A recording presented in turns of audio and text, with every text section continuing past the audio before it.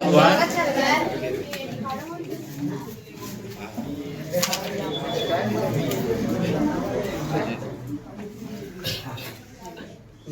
दिल न लगे दिलदार हमारी गलियां जाना, जब दिल न लगे दिलदार हमारी गलियां जाना, जब केमिस्ट्री से करना हो प्यार हमारी गलियां जाना, ब्रिलियंट गलियां जाना, जब नींद रातों को आए न छात्रों, जब नींद रातों को आए न छात्रों, खोल के केमिस्ट्री किताब खूब पढ़ाई करना। हेलो गाइस, कैसे हैं आप लोग? हेलो स्टूडेंट्स, हम लोग आज ब्रिलियंट केमिस्ट्री में पहला चैप्टर सॉलिड स्टेट ठोस अवस्था की पढ़ाई करेंगे। और ठोस अवस्था का जो पढ़ाई करेंगे बच्चों, उसमें जो ठोस अवस्था सॉलिड स्टेट पढ़ाई में क्या मिलेगा आप लोग को कि पढ़ेंगे तो हम लोग थ्योरी, लेकिन एकदम प्रैक्टिकली पढ़ेंगे। थ्योरी लगेगा प्रैक्टिकली पढ़ रहे हैं, और बहुत अच्छा से चैप्टर को हम लोग क्लियर करेंगे ताकि +2 से लेके बोर्ड से लेके कंपटीशन तक हर क्वेश्चन को हम थ्योरी में नहीं प्रैक्टिकली रूप में समझ लें। ठीक है, तो चलिए हम लोग आज पहला चैप्टर स्टार्ट करते हैं। ठीक है बाबू, चैप्टर का नाम है सॉलिड स्टेट। क्लियर? हाँ, कहता है कि तुमने 10 मारा लेकिन मैंने 1 मारा, लेकिन सॉलिड मारा, है ना? तो चलिए अब स्टार्ट करते हैं सॉलिड स्टेट चैप्टर। और जरा देखिएगा तो आज प्रैक्टिकली रूप में कितना मस्त हम लोग पढ़ेंगे चैप्टर, है ना? तो स्टूडेंट्स लोग, फर्स्ट चैप्टर केमिस्ट्री का चैप्टर का नाम है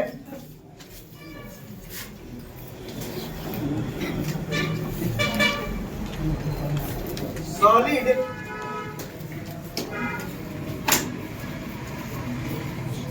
जी।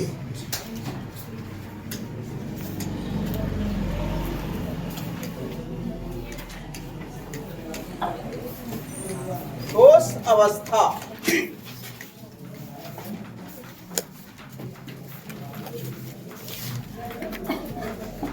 हेडिंग लाइन देंगे सब लोग बच्चे लोग, सॉलिड स्टेट ठोस अवस्था।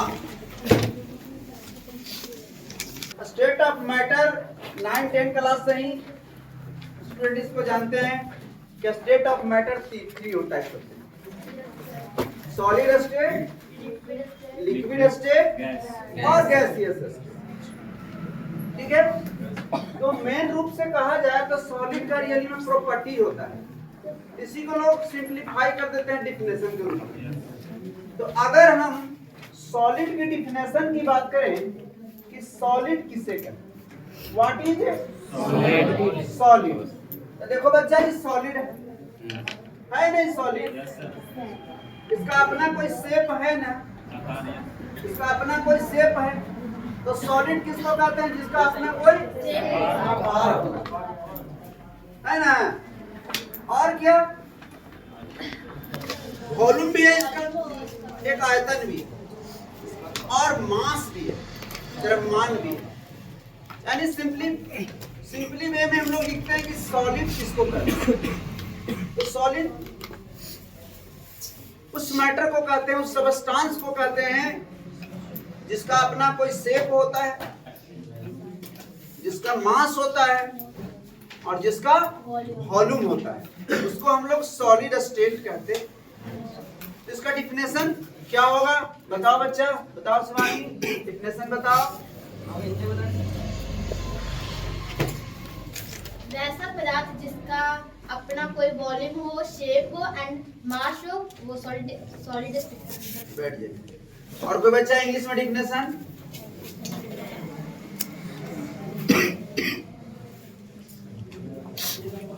और पीछे स्टूडेंट्स डिफिनेशन बताओ। चलिए लिखिए,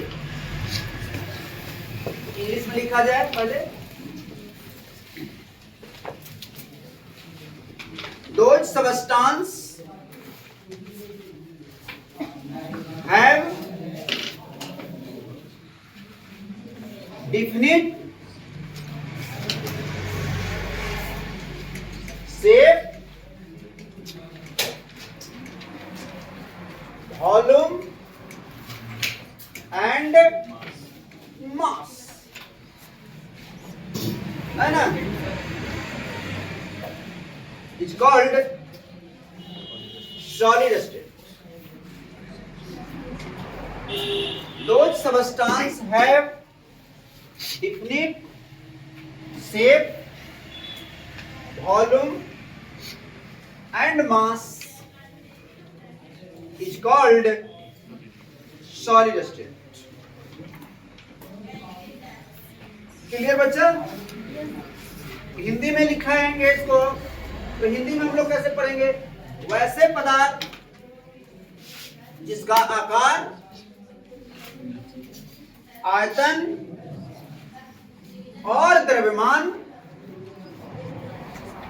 निश्चित। वैसे पदार्थ जिसका आकार, आयतन और द्रव्यमान निश्चित होता है उसे ठोस अवस्था कहते हैं। मैं बोला कि कोई भी चैप्टर को पढ़िए तो उसको प्रैक्टिकल ही लगेगा। तो भाई आपके सामने सॉलिड है बाबू, देखो बच्चे लोग, सॉलिड है, इसका अपना आकार है, शेप है, वॉल्यूम है ना? थोड़ा है, भुटवा से छोटे को है, भुटवा से आकार में छोटा है। हाँ, भुटवा से आकार में छोटा है, भुटवा के नाक के वॉल्यूम से बड़ा है। और कुछ मास है ना? तो याद हो गया सॉलिड स्टेट किसको कहते हैं। अब बात रहा बच्चा कि सॉलिड स्टेट का प्रॉपर्टीज क्या क्या। तो हम अगर बात करें स्टूडेंट्स, अगर हम बात करते हैं properties of solid state, properties of solid state, तो सॉलिड स्टेट की प्रॉपर्टीज की बात किया जाए तो किसी पढ़ाई को इजी में पढ़िए और अकॉर्डिंग टू कंपटीशन भी पढ़िए। तो सॉलिड स्टेट का प्रॉपर्टीज है ना, हिंदी में बोलेंगे ठोस अवस्था के गुण या कैरेक्टरिस्टिक विशेषता। तो ठोस अवस्था के गुण, ठोस अवस्था के गुण। देखो बच्चे, तो थ्री प्रॉपर्टीज, तीन गुण, तो आपके डिफिनेशन से ही मिल गया। बताओ पहला क्या होगा उसका प्रॉपर्टीज या गुण? लिखा है ना? फर्स्ट पॉइंट लिखिए, they have, right, first heading line बना दो सारे बच्चे।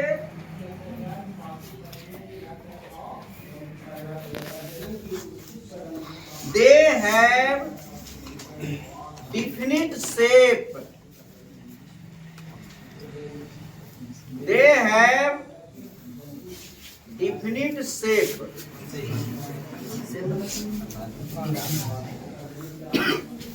इसका आकार निश्चित होता है। हिंदी में लिखेंगे इसका आकार निश्चित होता है। सेकेंड पॉइंट बताओ बच्चों, दे हैव डिफिनिट वॉल्यूम। लिख रहे हैं सब लोग, they have definite volume, they have definite volume. और थर्ड, हाँ इसका हिंदी लिखोगे, इसका आयतन निश्चित, इसका आयतन निश्चित होता है। थर्ड पॉइंट बोलो बउआ, दे हैव डिफिनिट मास। मास लिखना बच्चा, दे हैव डिफिनिट मास। इसका द्रव्यमान निश्चित होता है, इसका द्रव्यमान निश्चित होता है।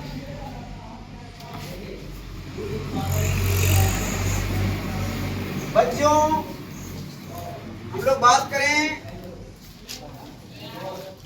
नेक्स्ट पॉइंट, पॉइंट नंबर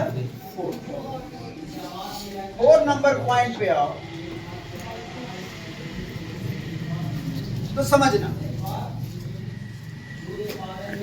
तो कहता है कि अगर कोई सॉलिड है, जो सॉलिड है तो अपने जगह पर फिक्स है, स्थिर है। इस सॉलिड को जब तक हम इसमें एक्सटर्नल फोर्स अप्लाइड नहीं करेंगे, जब तक हम इसमें ठोस तो बाहरी बल इस पर इससे ज्यादा नहीं लगाएंगे, ये अपने जगह से नहीं हिलेगा, हिलवे न करेगा ना। हट न रे, हटते ना, हट न रे, है ना। दम होता हटा दे, है ना, एकदम टणियाले होती है रहवे कब। इसका मतलब सॉलिड का अगला गुण क्या हो गया बच्चों, कि सॉलिड जो होते हैं वो रिजिड होते हैं। पता नहीं बच्चा रिजिड हो गया, बड़ा रिजिड है, सुन ही नहीं रहा। हाँ heat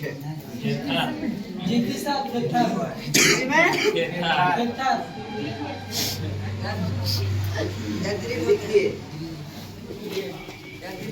solid are rigid. Solid क्या होते हैं बाबा, रिजिड होते हैं, है ना। रिजिड को हिंदी में हम लोग कहते हैं दृढ़, दृढ़, हाँ गिट बोल रहा है तो, है ना। बोले इतना बड़ा सॉलिड के चिट्टी हटा देगा, हाँ चिट्टी हटा देगा, चूटा बुटुआ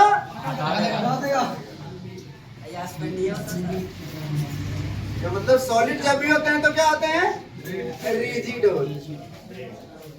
तो हिंदी क्या लिखेंगे, ठोस दृढ़ होते हैं। ये बच्चा ठोस दृढ़ होते। अबे लो नीचे गिर गया, नीचे गिर गया, काहे नीचे गिर गया बच्चा, सॉलिड ऊपर क्यों नहीं गया, नीचे काहे गिर गया। According to Newton, father of Newton साहब का कहना था ना। तो न्यूटन ने डिस्कवरी किए थे, है ना, ग्रेविटेशनल फोर्स। तो बताओ, एक सॉलिड होगा, एक लिक्विड है और एक गैस। तो जी किसमें ज्यादा वर्क करेगा वो, गैस में तो जी नेग्लिजिबल होता है, गैस में ग्रेविटेशनल फोर्स नेग्लिजिबल होते हैं, है ना। इसीलिए क्या होता है, हमेशा मोशन में रहता है, हमेशा गति में रहता है। हवा हूँ हवा मैं बसंती हवा हूँ, जिधर चाहती हूँ उधर घूमती हूँ, कभी उसको ढसोरा कभी उसको ढकेला, है ना, लेकिन रुकती नहीं हूँ, टकराया फिर घूमती ही रहती हूँ। क्यों, क्योंकि वो गैसीय स्टेट है, गैसीय अवस्था है, उसमें ग्रेविटेशनल फोर्स का वैल्यू 0 होता है ना, इसीलिए घूमते ही रहती है। लेकिन सॉलिड गिर जाती है, है ना? ऊपर उठती हूँ लेकिन गिर जाती हूँ। कौन खींच लिया नीचे में? ग्रेविटेशनल खींच लिया ना। तो हम लोग पॉइंट नंबर 5 क्या लिखेंगे बाबा? पॉइंट नंबर 5 बताओ बच्चा लोग। इसमें ग्रेविटेशनल फोर्स कार्य करता है ना? Gravitational force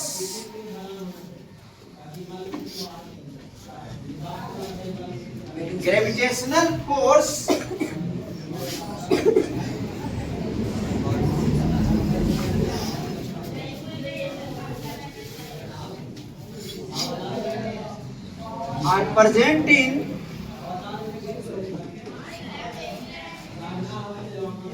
solid state.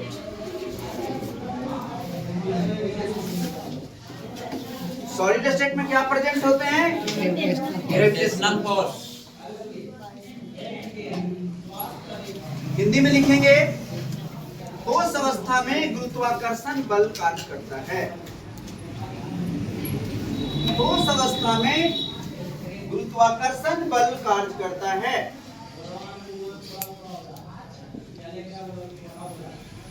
ठोस अवस्था में गुरुत्वाकर्षण बल कार्य करता है।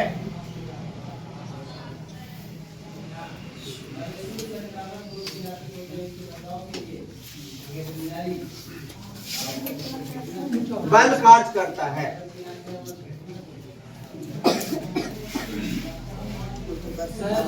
बताओ तो बच्चा, एक सेकंड, पेन है? इसको हम लोग अगर प्रेशर देंगे, दबाएंगे तो ये दबेगा? नहीं दबेगा। कस के चाकू इधर, इसका मतलब कि सॉलिड पे कंप्रेसर कार्य नहीं करता है। सॉलिड पे कंप्रेसर का प्रभाव नहीं पड़ता है। यानी हम कह सकते हैं कि सॉलिड आर इनकम्प्रेसिबल, है ना? अब आप बैठे हो बेंच पे, अब बेंच पे जाओगे और जरा सा उसको नीचे करोगे तो उस पर हम प्रेशर देंगे, उस पर प्रेशर वर्क नहीं करेगा। गैस में कंप्रेसर का वर्क करेगा, लिक्विड में थोड़ा सा गैस से कम करेगा, और सॉलिड में कंप्रेसर वर्क नहीं करेगा। क्लियर? तो कहा जा रहा है सॉलिड क्या होते हैं? इनकम्प्रेसिबल होते हैं। सॉलिड जो होते हैं बच्चा लोग इनकम्प्रेसिबल होते हैं। Next point, point number 6। Point number 6, solid are incompressible. Solid are incompressible.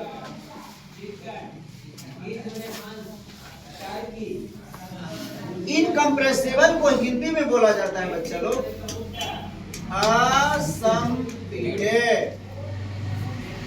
असंपीड्य यानी हिंदी में लिखना चाहोगे ठोस असंपीड्य होते हैं। लिख रहे हो सब लोग? ठोस असंपीड्य होते हैं। Solid are incompressible. Solid are incompressible, ठोस असंपीड्य होते हैं।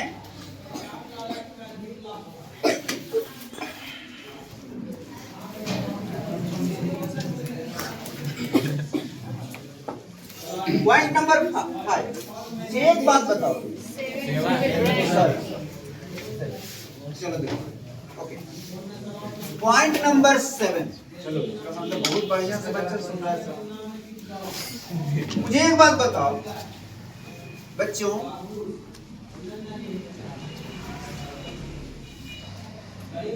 कौन सा गैस है? Carbon dioxide gas.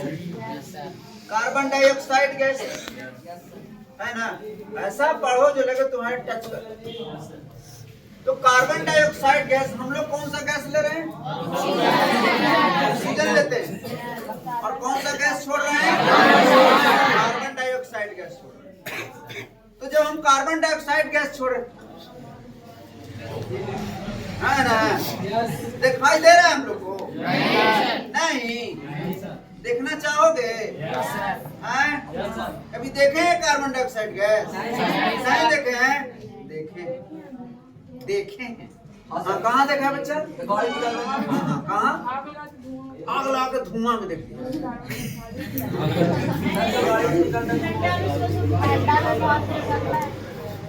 चलो, हाँ, ठंडवा मुँह निकला है? देखा पाता है। उसका कलर जो देखा तुम लोग, रंग किस कलर का था? कार्बन डाइऑक्साइड का कलर कैसा था? रंगहीन था। है ना? या एक चीज और, इसमें बहुत बढ़िया पॉइंट बताने जा रहे हैं, बहुत सा कंसेप्ट देने जा रहे हैं। फ्रिज को जब खोलते हो ना, निकलता है बाप। फ्रिज को नहीं खोलते हो तो उससे वाइपर निकलता रहता है, बस। तो लोग को लगता है कि वाटर का वाइपर निकल रहा है, वाटर का वाष्प निकल रहा है, जल का वाष्प निकल रहा है। नहीं, वो कार्बन डाइऑक्साइड है। उसको जानते हैं कौन बोलते हैं हम लोग? सॉलिड CO2 बोला जाता है। Solid CO2। इसका दूसरा नाम ड्राई आइस, सूखा बर्फ। समझो बढ़िया से, सूखा बर्फ। एगो बर्फ होता है, आइस होता है बच्चों, एक आइस होता है, बर्फ। एक फार्मूला होता है H2, और सूखा बर्फ का फार्मूला ये। मुझे एक बात बताओ तुम लोग कि कार्बन डाइऑक्साइड जब आप लोग बोले ठंडा में से निकालते हैं तो बांस की ओर दिखाई देता है, वेपर की तरह, या हम फ्रिज जब खोलते हैं तो दिखाई देता है और फिर निकलता है बाहर और कुछ देर बाद दिखाई ऐसा क्यों होता है? इसका कारण क्या है? कुछ देर बाद दिखाई नहीं देता है। जब वो निकल रहा था तो देख रहे थे ना, क्या मुख से लोग भाप निकालते तो दिखाई दे ना, और फिर क्यों नहीं दिखाई देता है? इसलिए कि जब स्टार्टिंग इनिशियली जब आउट हुआ तो सॉलिड के कंडीशन में था। कौन कंडीशन में था? सॉलिड का, ठोस था। उसके बाद लिक्विड, उसके बाद गैस हुआ। बोले ऐसा क्यों हुआ? सुनिए, कार्बन डाइऑक्साइड का जो पार्टिकल्स था वो सब आपस में एक दूसरे के क्लोज एकदम सट के बैठे नहीं बचे, इसीलिए हमें दिखाई दे रहा था। ये कंडीशन जो हुआ है क्या हुआ? सॉलिड। और उसके बाद कंडीशन क्या होगा? थोड़ा थोड़ा डिस्टेंस बनाने लगा। तो डिस्टेंस बनाने लगा तो कौन सा कंडीशन में आ गया बच्चा लोग? उसका कंडीशन जो हो गया वो लिक्विड की कंडीशन। और टेम्परेचर मिला उसको, उसके पार्टिकल दूर दूर होने लगे तो किस कंडीशन में आ गया? इसका मतलब नेक्स्ट पॉइंट हमको बताने जा रहा है कि ये गैस स्टेट है, ये लिक्विड स्टेट है और ये सॉलिड स्टेट है। ये गैसीय अवस्था है, ये द्रव अवस्था है और ये ठोस अवस्था। बताओ किसके कण, किसके पार्टिकल्स आपस में क्लोज? प्लेट, यानी कि कोई भी पार्टिकल्स, किसी भी सबस्टांस का पार्टिकल, जैसे कार्बन डाइऑक्साइड का पार्टिकल जब क्लोज हो गया तो कौन कंडीशन में आ गया? थोड़ा इसके पार्टिकल दूर हुए तो, और ज्यादा दूर हुए तो। इसका मतलब क्लियर हो गया कि ठोस के पार्टिकल्स का डिस्टेंस क्या होता है? शॉर्ट। इसके पार्टिकल आपस में बहुत एक दूसरे के क्लोज होते हैं। क्लियर ना? जब हम लोग एक दूसरे के क्लोज हैं तो दिखाई दे रहे हैं ना? दूर चल गया। समझ गए कि नहीं बात? तो नेक्स्ट पॉइंट बनाया जाए, क्या बनाओगे next point? Solid have, next point हम बनाएंगे solid have short, solid have short, solid have, एक सेकंड रुक जाओ,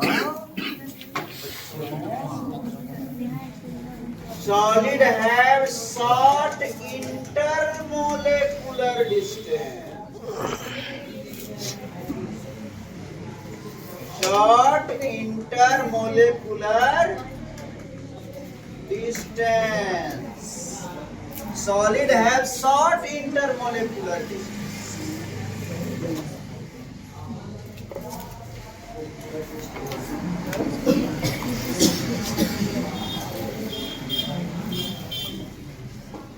हिंदी में लिख लेना,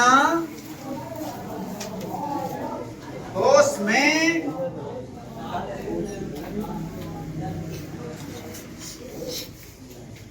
अंतर आणविक दूरी, ठोस में अंतर आणविक दूरी है ना, अंतराण्विक दूरी कम होती है, ठोस में अंतराण्विक दूरी कम होती, कम होती। अच्छा बताओ बच्चा, जब ठोस के पार्टिकल्स आपस में क्लोज होते हैं और लिक्विड के पार्टिकल का डिस्टेंस इससे ज्यादा होता है तो अट्रैक्शन फोर्स किस में काम लगेगा? आप नजदीक रहोगे वो ज्यादा अट्रैक्ट करेगा या दूर वाला? हाँ, जब तुम पढ़ाई के नजदीक रहोगे तो पढ़ाई तुझे अपनी ओर क्या करेगा? करेगा। इसलिए किसके नजदीक रखना है? बुक के नजदीक कि फेसबुक के नजदीक? बुक के नजदीक। और फेसबुक के नजदीक रहेगा तो खूबसूरता अट्रैक्ट करेगा, और बुक के नजदीक रहना है ना। इसका मतलब कि अट्रैक्शन फोर्स सॉलिड में ज्यादा या लिक्विड में ज्यादा? सॉलिड में ज्यादा। चलो नेक्स्ट पॉइंट लिखो, पॉइंट नंबर 8। एकदम समझ में आ रहा है सबको? कोई दिक्कत?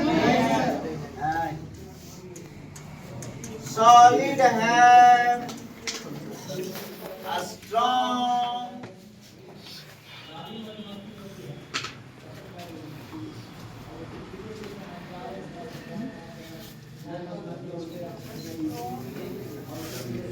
solid have a strong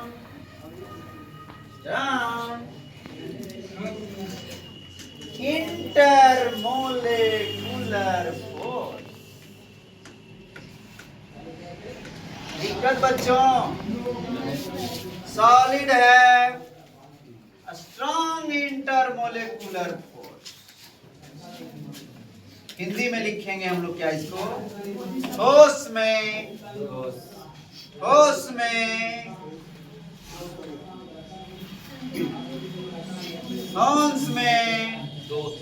प्रबल, ठोस में प्रबल अंतर आणविक बल, ठोस में प्रबल अंतर आणविक बल उपस्थित होते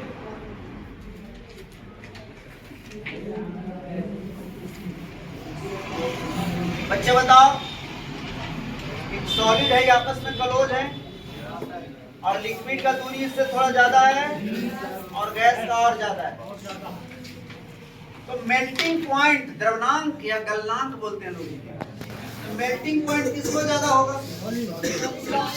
सॉलिड का होगा। क्लियर? लिखो नंबर 9 पॉइंट। एकदम समझ में आ रहा है बच्चा? और इससे ज्यादा क्लियर होगा आपको, इससे और बेटर आ जाओगे, 9 पॉइंट में आओगे। पॉइंट नंबर 9 ಎನ್ನೆ ಲೈನ್ ವರ್ಕ್ ಮಾಡ್ಬೇಕು ನಿತ್ತೆ ಬಚ್ಚಾ ಎನ್ನೆ जानो कल ने करे यार लेकिन मैंने करा है कि ना करा है ये एन्ने एकदम सबके ध्यान है। कोई 11 दिखाई दिया, 9 दिखाई नहीं दिया, केवल पीजी कर जाएगा।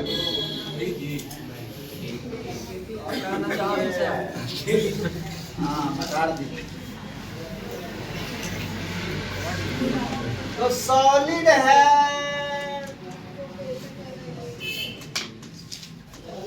हाई मेल्टिंग पॉइंट, सॉलिड है हाई मेल्टिंग पॉइंट। ठोस के द्रव्यनांक उच्च होते हैं। मेल्टिंग पॉइंट को शॉर्ट में बोला जाता है बच्चा M। ठोस के द्रव्यनांक उच्च होते हैं। ठोस के द्रव्यनांक उच्च होते हैं।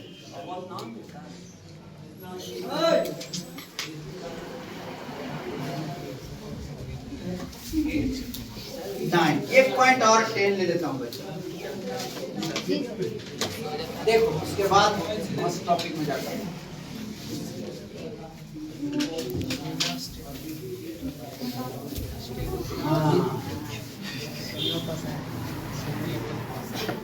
पॉइंट नंबर 10, देखो इतना सा प्रॉपर्टी लिखा है तुम लोग। पॉइंट नंबर 10,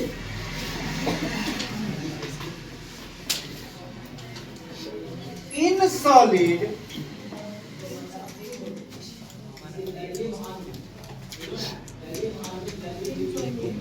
थ्री, क्या बोल रहा है बच्चा? Three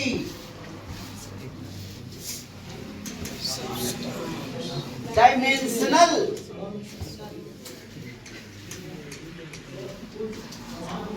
arrangement of particles. Dimensional मतलब क्या होता है? हिंदी में इसको बीमीय बोलते हैं बच्चा। डायमेंशनल का हिंदी बीमीय होता है बच्चा। अरेंजमेंट का हिंदी व्यवस्थित।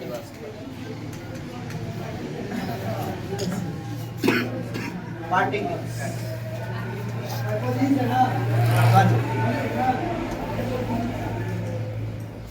और हम लोग जानते हैं कि कोई भी पार्टिकल्स 3 फेज में पाए जाते है ना।